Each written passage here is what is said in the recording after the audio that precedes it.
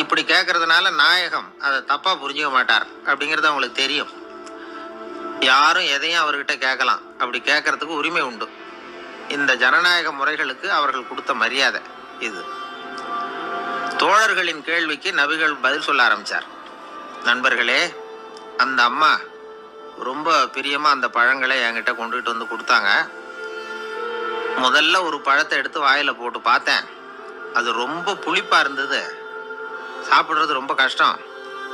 உங்ககிட்ட யாருக்காவது அதை கொடுத்துருந்தா அதுல வாயில போட்டதும் புளிப்பு தாங்காம முகம் சுழிச்சிருப்பீங்க.